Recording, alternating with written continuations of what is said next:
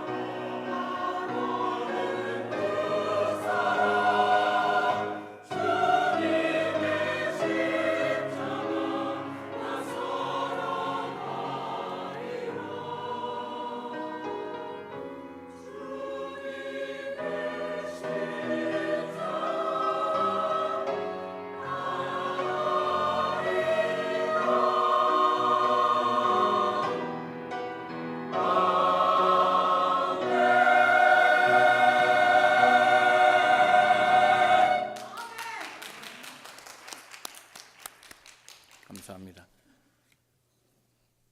우리나라가 자살률이 굉장히 높아졌습니다.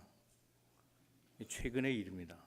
OECD 국가 가운데 자살률이 1위 또는 2위입니다. 굉장히 높아졌습니다. 조금 심하게 표현한 통계가 있었습니다. 우리 국민은 약 90%가 우울증에 걸린 사람을 포함해서 우울증에 노출되어 있다. 잠재적 가능성이 있는 사람들이다. 그렇게 통계를 낸 아주 끔찍한 그런 조사 보고가 있었습니다. 그 중에 약 20%는 인격 장애를 경험하고 그 20% 가운데 1%는 매우 심각하고도 위험한 상태에 있다. 바로 그 1%의 사람들이 자살을 앞두고 있는 사람입니다. 우리 민족은 이제 어린아이들도 자살하는 시대에 살고 있습니다. 노인은 물론이고 수험생, 입시생들이 그렇고요. 계층과 남녀를 구분하지 않습니다. 노소를 따지지 않습니다. 우울한 시대에 살고 있습니다.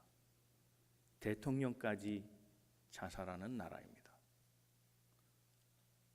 대통령 그래서는 안 될 사람인데 자살을 감행합니다. 오늘 성경에 보면 그래서는 안 되는 사람인데 우울증에 빠져서 삶을 절망하고 신앙마저 잃어버릴 뻔한 사람이 있었습니다. 그 사람이 바로 엘리야입니다. 그래서는 안 되는 사람입니다. 왜냐하면 그는 하나님의 놀라운 이적과 기사를 체험하고 행한 사람이기 때문입니다. 갈멜살 전투에서 850명의 이방 선지자를 이긴 그런 사람입니다. 믿음이 출중했으며 누구보다도 신앙적인 이야기를 하자면 그래서는 안 되는 사람인데 더구나 그는 예언자요 선지자였는데 나라의 영적인 리더였는데 그도 절망했다는 겁니다. 우울증에 깊이 빠져서 식음을 전폐하고 죽을 생각을 했다는 겁니다. 오늘 우린 다 이렇게 연약한 존재입니다. 아무리 기도를 많이 하고 신앙적 연륜이 쌓여 있어도 그러나 우리는 다 연약한 존재임을 기억하고 오늘 말씀을 통해서 우리 삶을 한번 다시금 점검해보고 삶이 아무리 우울해도 신앙으로 믿음으로 하나님을 통해 우울해지지 아니하는 도리어 우울함을 이겨내고 기쁨과 감사와 사명 속에 살아가는 우리 모든 성도들 다 되시기를 주님의 이름으로 축원합니다. 우리 옆에 부서로 권면하시고 말씀 듣겠습니다. 하나님은 오늘도 당신을 향한 계획을 가지고 계십니다. 첫 번째 우리가 생각할 것은 사람에게 잃어버린 것을 하나님을 통해서 공급받아야 된다는 사실입니다. 하나님이 잃어버린 모든 것을 채워주시는 능력의 하나님입니다. 자, 엘리야의 시대는 가뭄의 시대였습니다. 깊은 가뭄이 들었습니다. 그런데 그 가뭄 속에서 엘리야는 하나님의 은혜를 경험합니다.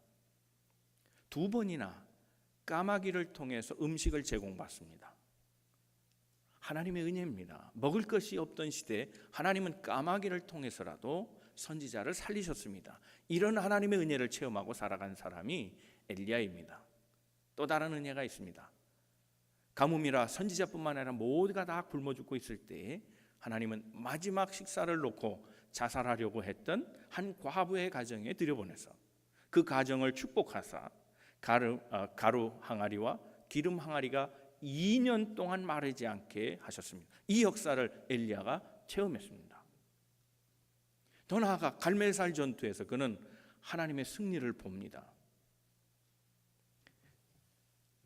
또한 죽은 자의 삶을 다시 생명으로 복귀시켜 놓는 과부의 하나님을 불쌍히 여겨 그에게 하나님의 뜻을 가지고 사랑의 온기를 전해주어 그를 살게 하는 기적의 체험을 한 사람이 이 엘리야입니다. 체험으로 말하면 누구보다 앞서는 사람입니다. 그러나 이 많은 기적과 체험을 통해서 그가 하나님의 살아계심과 보호하심을 확신했음에도 불구하고 그는 넘어졌습니다. 그는 심한 스트레스를 받았고 우울증에 빠지게 됩니다.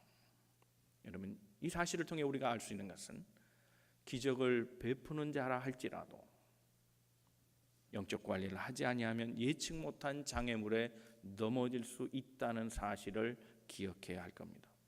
엘리야가 우울증에 빠지게 된 것은 제일 중요한 요소는 피곤함 때문이었습니다.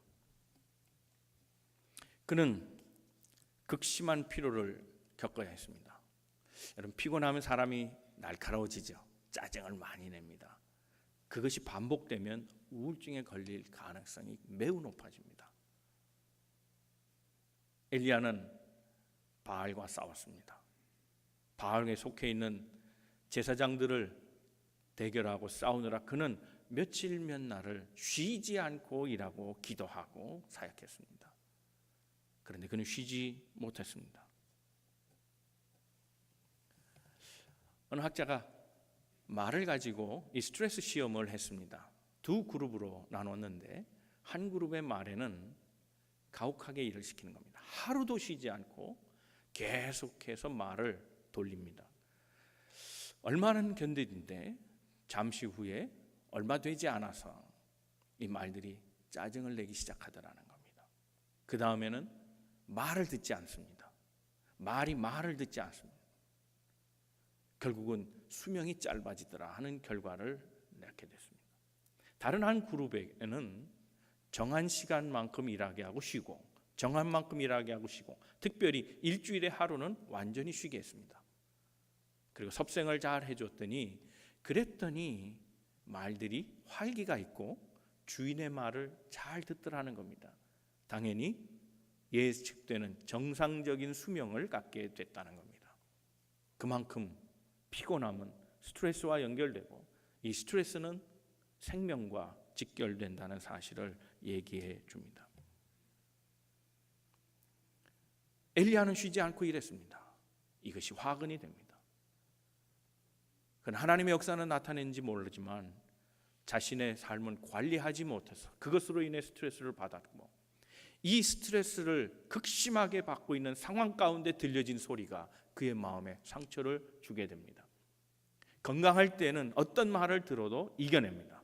그러나 스트레스가 심하고 피곤한 가운데 들려지는 말은 심각한 타격을 줄 수 있습니다.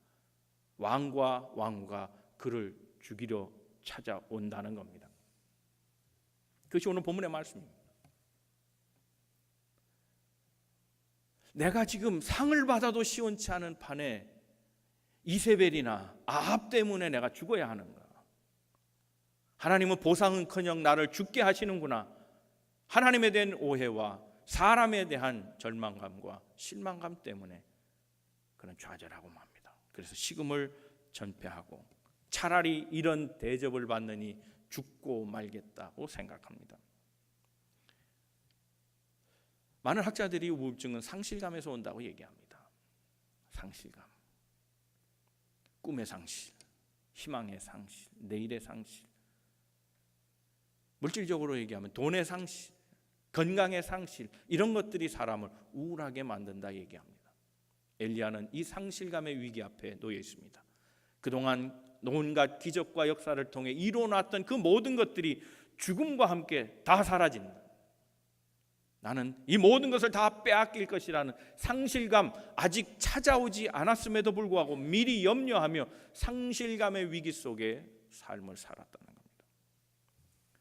사랑하는 성도 여러분, 이 상실감을 극복하기 위해서는 우리의 시야가 달라져야 하고 우리가 보는 관점이 달라져야 합니다. 하나님을 향해 바라보여. 인생에는 누구나 다 상실감이 있습니다. 그러나 신앙인은 그럴 때 하나님을 바라보아야 합니다. 빌립보서 3장 7절에서 8절 말씀입니다. 다 같이 한번 말씀을 읽어보겠습니다. 시작. 그러나 무엇이든지 내게 유익하던 것을 내가 그리스도를 위하여 다 해로 여길 뿐더러 또한 모든 것을 해로 여김은 내 주 그리스도 예수를 아는 지식이 가장 고상하기 때문이라.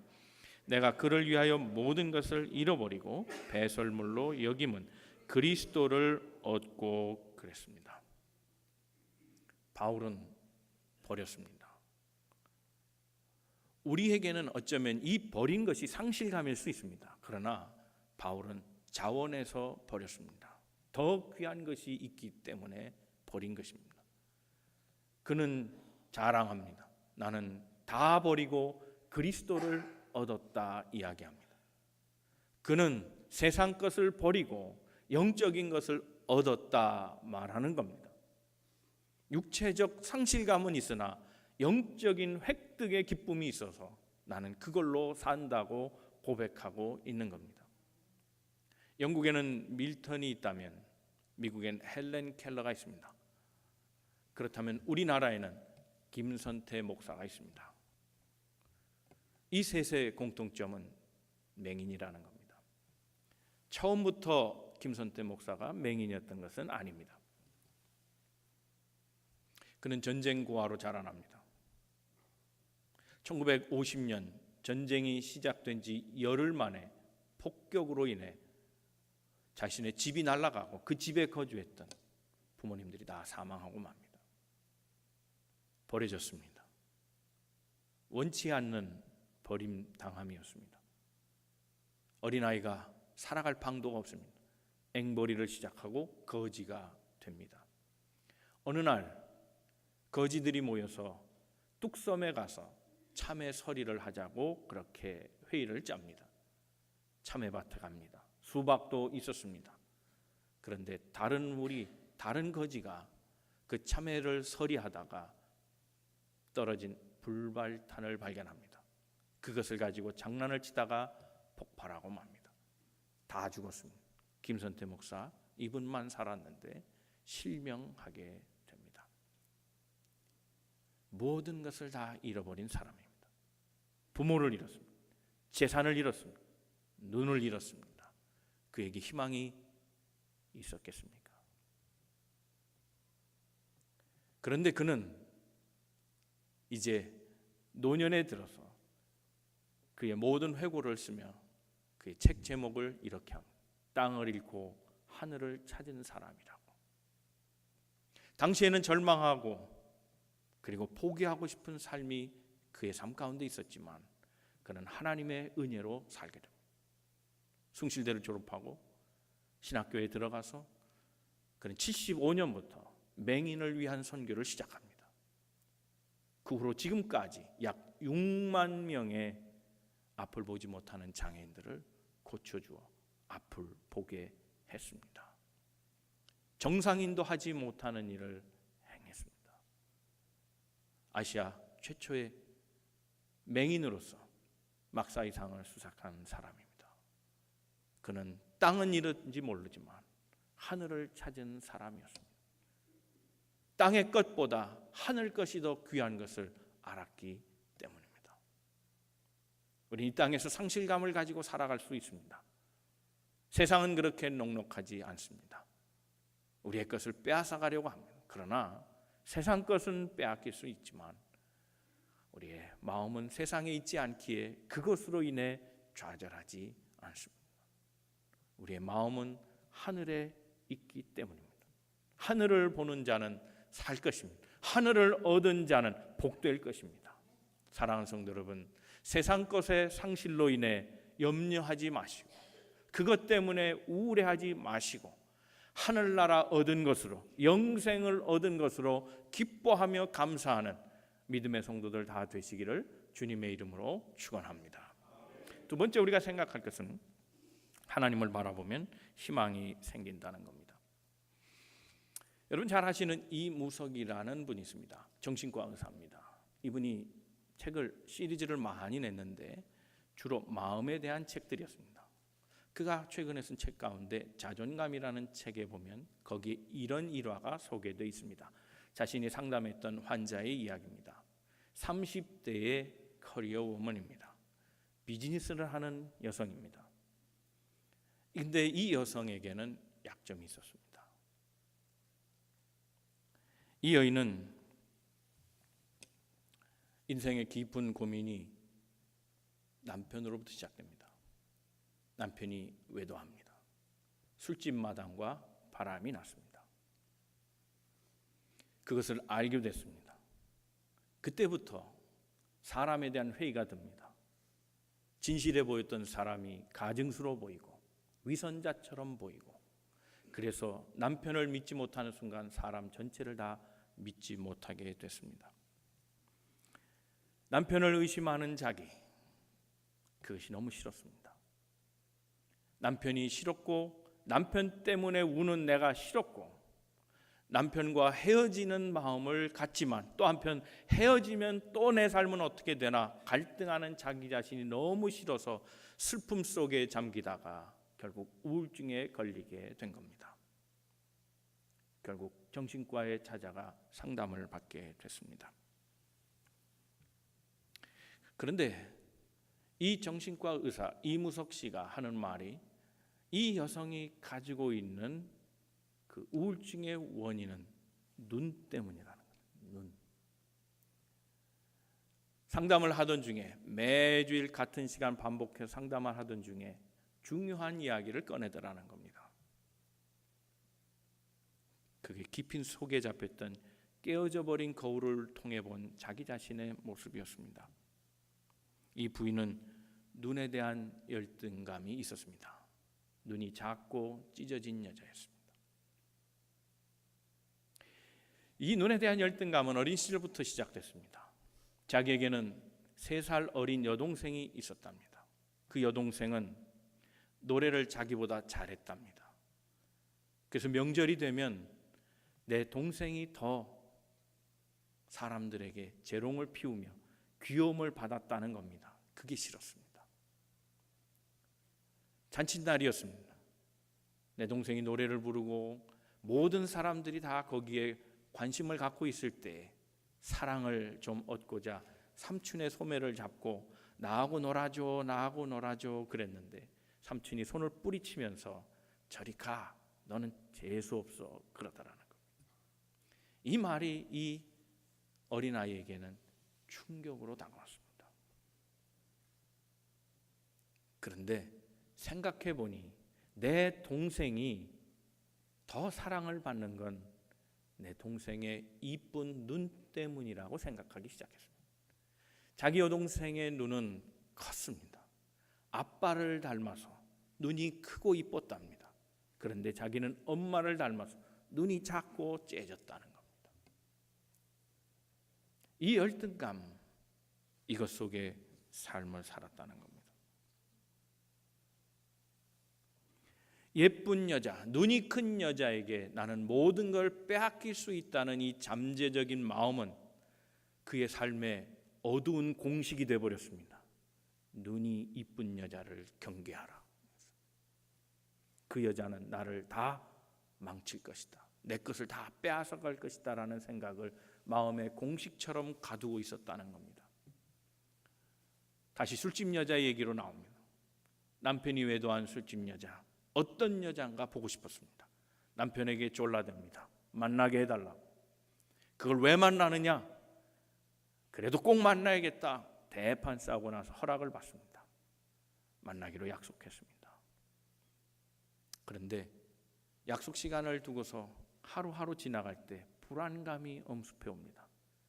결국 그 날짜를 맞추지 못하고 하루 전에 취소하고 맙니다. 그러면서 마음으로는 이렇게 생각했답니다. 그 더러운 년 보면 뭐해? 이렇게 생각했다는 겁니다. 그런데 사실 그렇지 않았습니다. 마음에 두려움이 있었습니다. 정말 그 여자가 눈이 이쁘다면 나는 좌절하고 말 것이라는 생각 때문에 만나지 못했다는 겁니다. 여러분, 이 열등감과 우울증은 얼마나 위력적인지 모릅니다. 젊고 유능한 여성을 이처럼 무능하게 만들고 비참한 삶으로 추락시켜 버릴 수 있습니다. 우울감은 자기 부정적인 것만 봅니다. 시선을 바꿔야 합니다.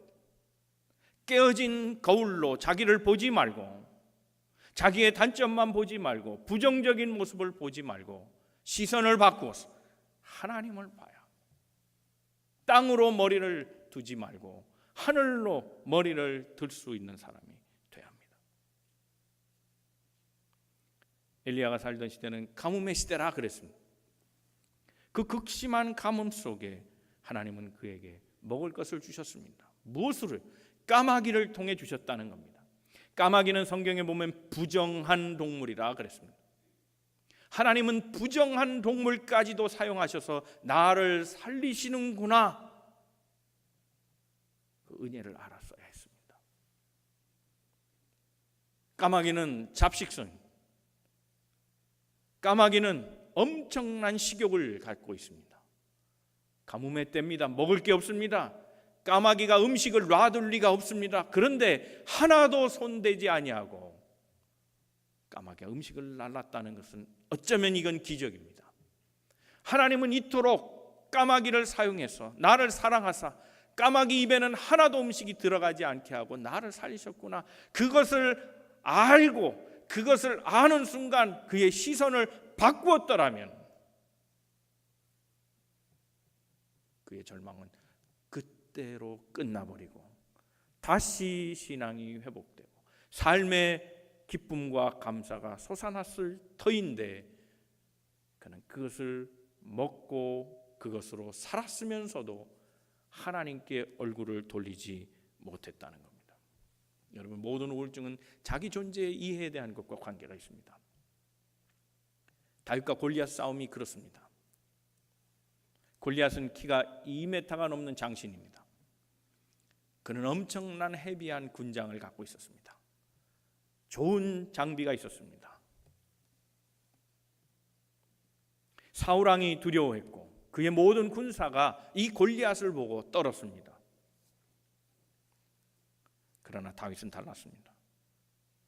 다윗은 골리앗을 거인으로 보지 않았습니다. 다윗이 골리앗 앞에 가지고 나간 무기가 무엇입니까? 물맷돌 5개와 물맷자루 하나였습니다. 이 말은 그를 동물로 취급했다는 겁니다. 사람이었다면, 사람으로 알았다면 칼을 갖고 나갔을 겁니다. 그러나 그는 평소에 양을 치면서 동물을 다루었습니다. 늑대와 곰을 다루었습니다. 그 물맷돌로 다루었습니다. 그는 하던 대로 아무리 키가 큰 골리앗 장수를 할지라도 내게는 한 마리의 더러운 짐승으로 본 겁니다. 그래서 그는 물맷돌을 가지고 나가서 그를 짐승 다루시 했다는 겁니다. 그를 거인으로 보지 않았습니다. 물론 자기 자신을 소인으로 보지도 않았습니다. 다윗과 골리앗의 싸움은 무기의 싸움이 아닙니다. 관점의 싸움입니다. 다윗이 승자의 관점을 가진 것은 그의 신앙 때문입니다.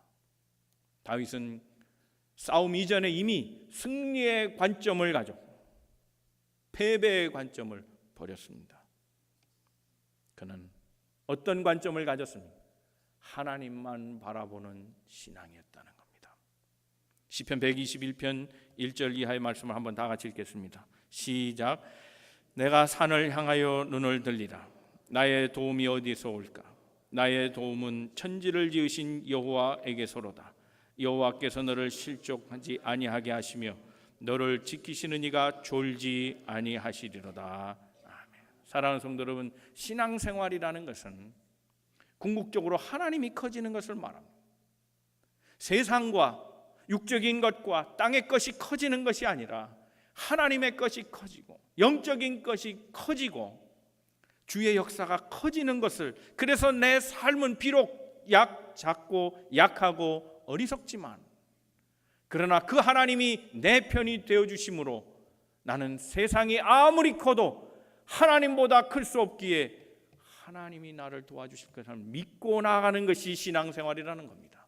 사랑하는 성도 여러분, 하나님이 점점 여러분의 삶을 지배하고 점점 더 커가기를 주님의 이름으로 축원합니다. 그래야 사는 겁니다. 세상이 점점 커 보이면 나는 점점 약해질 것이고, 그러나 세상은 커진 만큼 나를 돕지 않습니다. 커진 만큼 나를 더 약하게 만들 뿐이라는 사실을 꼭 기억해야 합니다. 환경이 점점 커 보일 때 우리의 시선을 하나님께로 돌리고 그 환경보다 더 크신 하나님 바라보고 그 삶이 나를 우울하게 해도 우울함에 빠지지 아니하는 도리어 기쁨과 감사로 충만해지는 하나님 바라보고 믿음이 살아나는 우리 모든 성도들 다 되시기를 주님의 이름으로 축원합니다. 세 번째 생각할 것은 하나님이 나와 함께 계신다는 겁니다. 여러분 잘 아시는 책입니다. 힐링 코드. 오늘 말씀드린 책들은 제가 다 빌려드릴 수 있습니다. 이 힐링 코드에 보면 이 책은 알렉산더가 쓰고 그리고 벤 존슨이 함께 공조로 지은 책입니다만, 이 책의 내용 가운데 한 여성의 이야기가 소개되어 있습니다. IQ가 180입니다. 좋은 대학을 나왔습니다. 아이비리그의 대학 출신이고 금융업에도 종사를 해서 많은 경력을 갖고 있던, 누가 봐도 부러워하는 모든 걸 갖춘 여성이었습니다. 그랬는데 생각만큼 성공하지 못합니다. 꼭 성공의 타임에 무언가 장애를 만납니다. 그래서 항상 변명이 있습니다. 갑자기 감기에 걸렸어요. 그래서 마지막 프레젠테이션 준비 못했어요. 꼭 이유가 있습니다. 어떤 때는 고양이가 아파서 못하고, 어떤 때는 친구 동료 중에 중대한 문제가 발생해서 그를 도와주다가 또 못하고, 이런저런 이유로 꼭 결정적인 타임에 되지 않는 겁니다. 그래서 자꾸 승진이 늦어지고 성공의 가도에서 자꾸 지장을 받고 정체되고, 누가 봐도 어느 면이나 성공할 수 있는 사람인데 그렇지 않게 됐다는 겁니다. 그런데 이 책에서 이렇게 얘기합니다. 그가 말한 모든 변명은 다 사실이다, 맞다는 겁니다. 틀린 얘기가 하나도 없다는 겁니다. 그러나 그녀의 성공하지 못한 이유는 그 변명으로만 다 설명되지는 않는다, 이렇게 얘기합니다.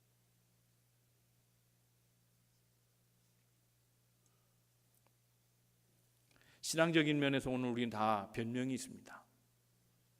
다 이유가 있습니다. 핑계가 있습니다. 그게 틀린 말은 분명 아닙니다.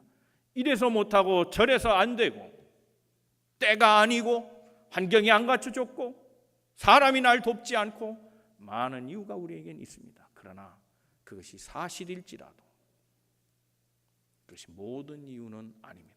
잠재되어 있는 문제가 있습니다. 그게 바로 영적인 문제요, 신앙적 문제입니다. 하나님이 나와 함께 하신다는 믿음이 없는 겁니다. 하나님 신앙이 그에게 없는 것이 문제입니다. 사랑하는 성도 여러분, 우리 인생의 우울증에 빠지는 이유가 무엇입니까? 외롭기 때문에, 아무도 없다고 생각하기 때문입니다.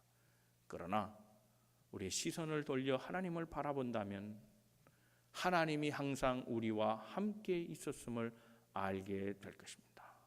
마태복음 28장 20절 말씀입니다. 다 같이 한번 말씀 읽겠습니다. 시작. 볼지어다 내가 세상 끝날까지 너희와 항상 함께 있으리라 하시니라. 하나님이 우리와 함께 계신 줄로 믿습니다. 하나님이 함께 하시는 자는 마음에 두려움이 없습니다. 왜냐하면 하나님이 우리에게 그것을 조절할 수 있는, 컨트롤할 수 있는, 다루고 살아갈 수 있는 능력을 주셨기 때문입니다. 디모데후서 1장 8절의 말씀입니다. 다 같이 한번 읽겠습니다. 시작.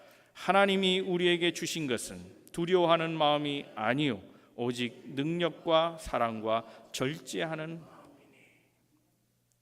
외로운 분, 하나님이 우리를 사랑하신답니다. 약한 분들, 하나님이 우리에게 능력을 주신답니다.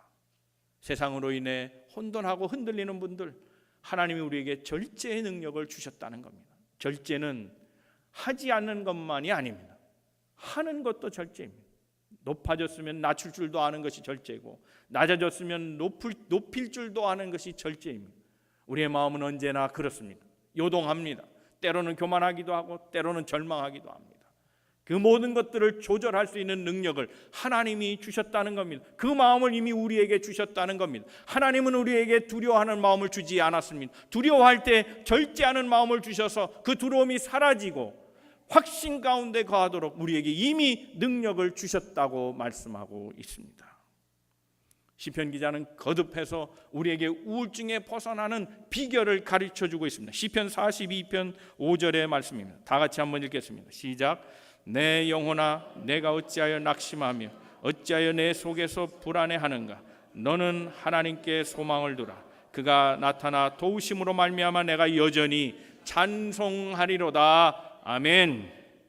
사랑하는 성도 여러분, 낙심하지 마십시오.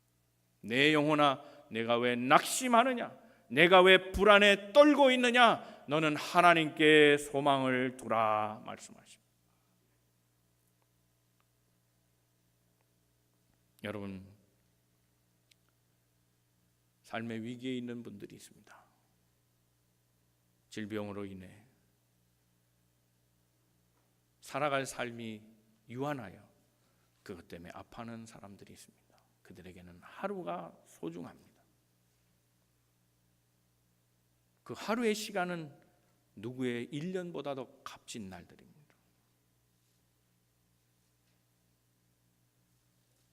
삶의 남은 한 조각을 부여잡고 살려고 애쓰는 사람들이 있습니다.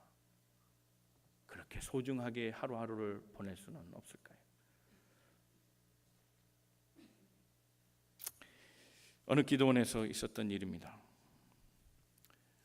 그 기도원은 환자들이 많았습니다. 제가 그 기도원에 아는 분이 입원을 했기 때문에 문병겸 찾아갔습니다. 화장실에 들렀습니다. 그런데 화장실 옆칸에서 큰 것을 보는 분이 있었습니다. 얼마나 애쓰는지 너무 힘든 모양입니다. 아마 환자인 것 같습니다. 끙끙 앓는 소리를 냅니다. 극심하게 투쟁을 하는, 얼마나 노력하는지 모릅니다. 나오지 않습니다. 변이 나오지 않습니다. 그러다가 나온 모양입니다. 한 덩이가 뚝 떨어진 것 같습니다. 그때 엄청난 소리를 들었습니다. 할렐루야! 할렐루야! 변 한 덩이에 탄성이 나왔습니다. 감사의 탄성이 나왔습니다. 하나님 감사합니다. 할렐루야! 저는 한 번도 해보지 못한 고백이었습니다. 매일 변을 보면서, 아니 하루에 2번도 보면서 할렐루야를 외친 적은 없습니다. 삶이 그만큼 절박하고 살고 싶은 분들이 있습니다. 어찌하여 좌절하고 살아갑니까? 왜 낙심하고 살아갑니까? 왜 삶을 포기하려고 합니까? 왜 용기를 못 내십니까? 왜 의지를 갖지 않습니까? 왜 희망을 품지 않습니까? 죽고 싶습니까? 죽고 싶다면 아무것도 먹지 마십시오. 그래도 안 죽으면 반대로 모든 음식을 다 갖다 놓고 한 번 배 터지게 먹으십시오. 그래도 안 죽으면 아무 일도 하지 마십시오. 아마 심심해서 죽을 겁니다. 그래도 안 죽으면 열심히 일하십시오. 2배로 3배로 일하십시오. 그러면 힘들어서 죽을 겁니다. 그래도 안 죽었다면 복권을 사십시오. 복권을 사고 긁지 마십시오. 궁금해서 죽을 겁니다. 참다 못해서 죽을락 말락 할 때 긁어보십시오. 꽝 열받아서 죽을 겁니다. 그래도 안 죽었다면 벌거벗고 거리를 나가 뛰십시오. 쪽팔려서 죽을 겁니다. 그래도 안 죽었다면 당신은 아직 할 일이 남은 사람입니다. 희망을 갖고 사십시오. 소망을 갖고 사십시오. 삶의 환경을 탓하지 말고, 환경이 우리를 우울하게 만들어도, 사람이 우리를 불행하게 만든다 할지라도 그것에 지지 말고 용기를 갖고 살아가십시오. 희망을 갖고 살아가십시오. 믿음으로 살아가십시오. 그리고 우울해지지 마십시오. 기쁨 속에 살아가십시오. 나는 여전히 주로 인해 찬송하고 살리로다. 우리의 믿음의 고백이 다 되기를 주님의 이름으로 축원합니다. 기도하겠습니다.